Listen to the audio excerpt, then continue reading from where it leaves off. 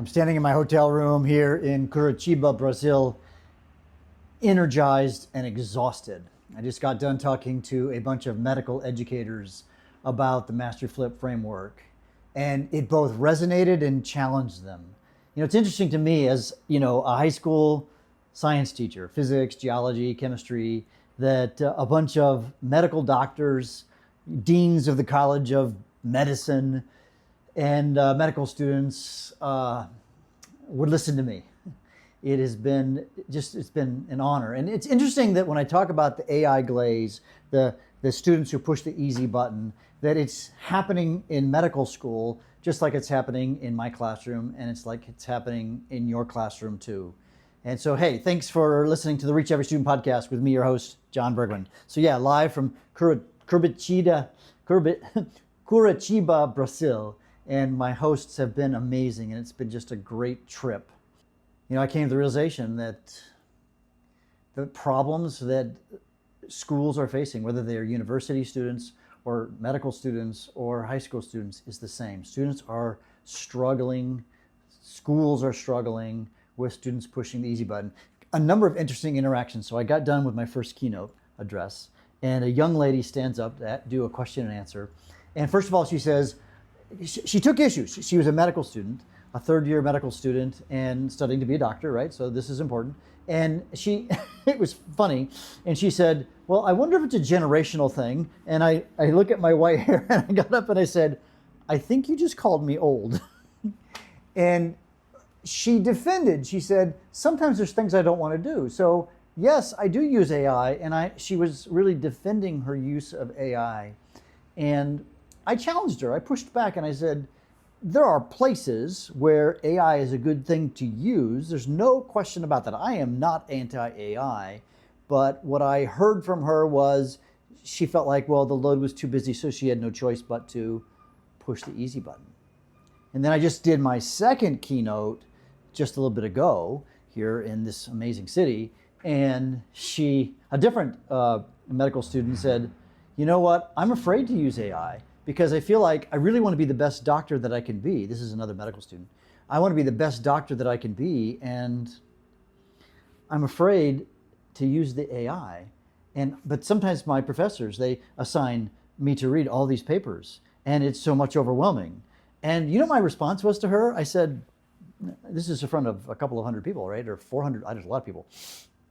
I said, you went to med school, and it's hard. And my gut says you should probably read the stuff because I want you to be a great doctor someday, because someday maybe you're going to treat me, right? So, and that got a lot of chuckles, especially from the medical school faculties, like, thank you for telling her to do her work. And I interacted with her afterwards, actually, both students. Student number one, who was more anti-AI, but we had a fascinating conversation in the sort of conferences, there's extra time, and she approached me and we had just a wonderful talk. She actually apologized. She said, I didn't want to offend you, but then we had a wonderful conversation about when AI is good and when it's bad. It was a very, very productive conversation. And with the second gal, we just had a fascinating conversation about where AI fits and where it doesn't, and the fact that they are seeing the same thing. Another message that really resonated, the dean of the College of Medicine, I think was his title, big honcho guy.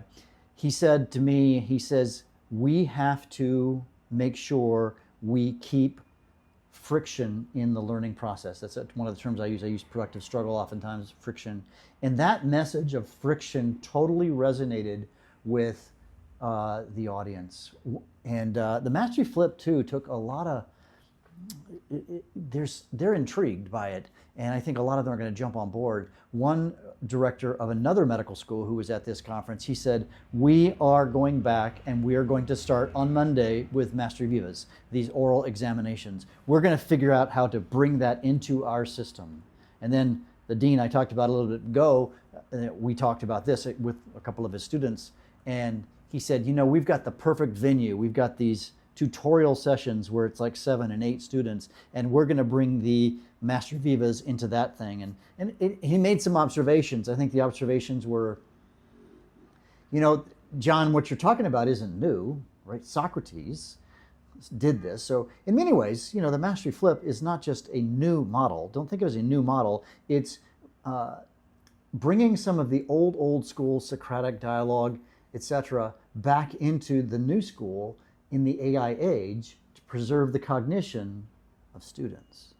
And that's a very powerful message that really, really resonated with all the faculty that was involved.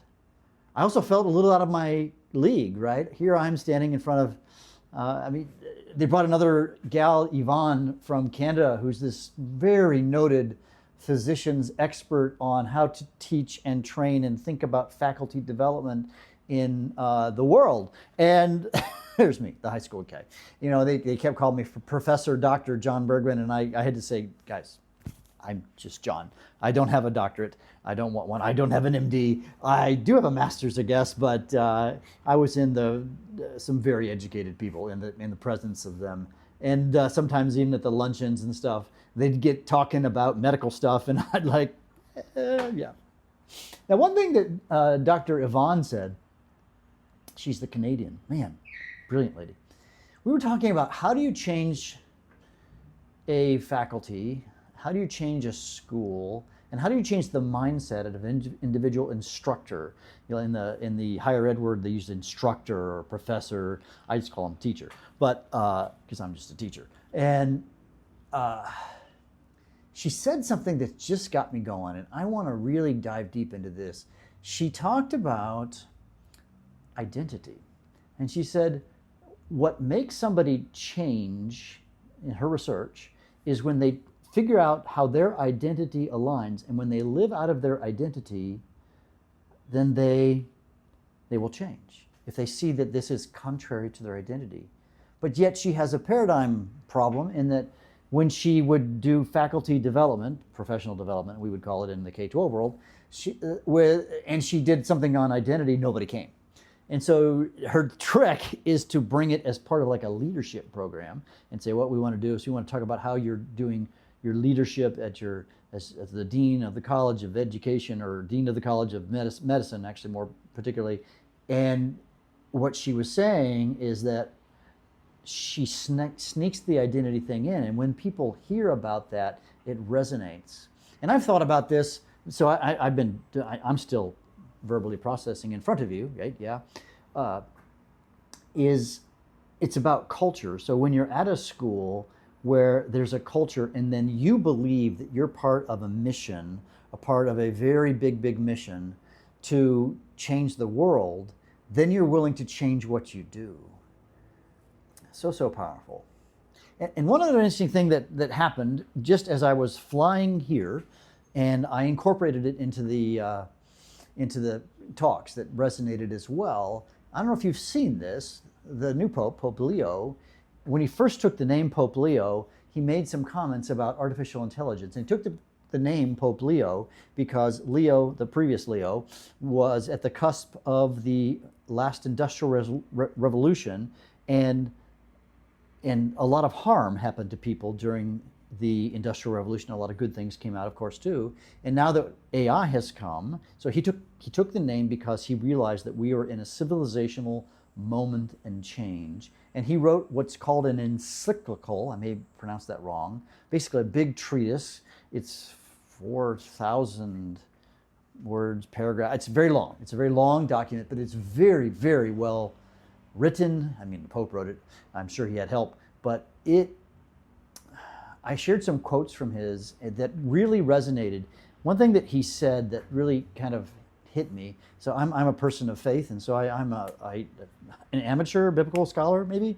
He compared two stories in the biblical narratives. Number one, he compared the Tower of Babel. Now, if you remember the Tower of Babel, all the people gathered in one place, and then God then separated the languages because there was rabid consumerism. There was rabid selfishness and pride, and his fear was that AI was leading us towards the Tower of Babel. And he said there is another way, and it is the way of Nehemiah.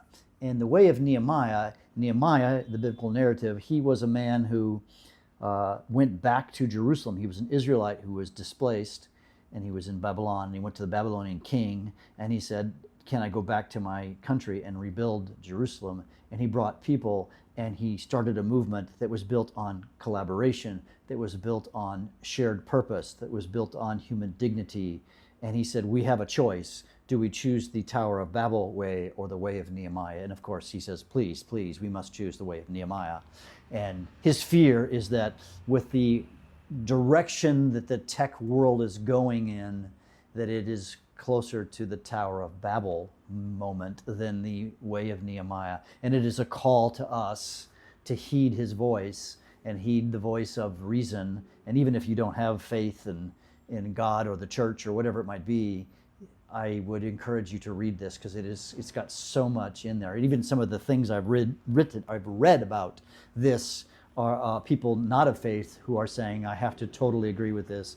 Is he talks about how technology can dehumanize people and how it has dehumanized people, and how we as humans need to make whatever we do in the world more human and more connected to who we are as humans. And yeah, it's been a very energizing time. I'm absolutely exhausted, headed out to try out. If everyone's ever been to a Brazilian steakhouse in the US, Fogo de Chao, I think those kinds of restaurants, I am in the place where it originated in tonight. I'm going to go have some beef or meat or whatever. So I ate too much at lunch. That was a bad move, bad rookie move.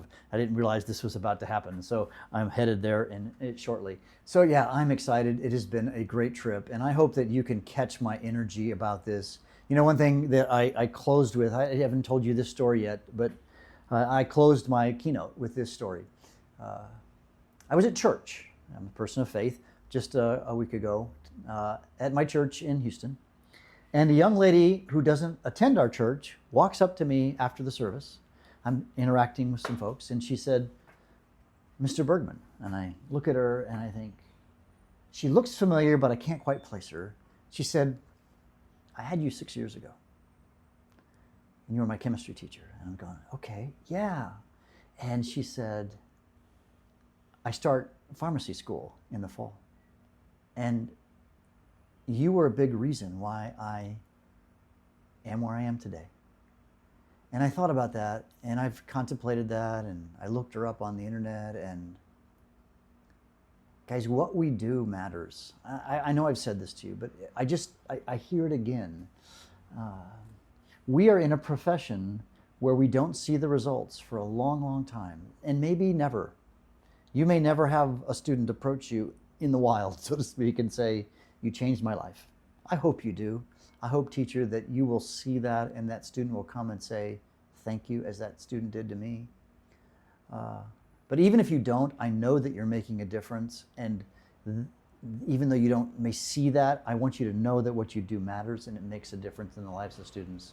So I want to thank you for the work that you're doing and encourage you to keep on keeping on. The job that you do as a teacher is hard. It's always been hard, but it's even harder now because of AI. And students are pushing the easy button. And when they push the easy button, it's shortchanging their learning. Yeah, so we have to rethink this, and I would really encourage you to just, this summer, take that time. I've said this before. So I get home Saturday morning at 5 o'clock or something. We have a wedding to attend. One of my colleagues, one of my teacher friends, is getting married. The gal who teaches next door to me, what a wonderful girl, young woman she is. And I'm really excited. I'm old. I guess I just said that. And then I'm home for a week, and then I'm off on my adventurous bike trip. You're going to see this, and I'll be probably on my bicycle when you watch this on Monday. And I will be headed off to ride my bike 750 miles to get that ultimate analog reset. I did record the keynotes, and sometime in the summer I will release those as sort of special editions. They're long, 45-minute episodes, something like that.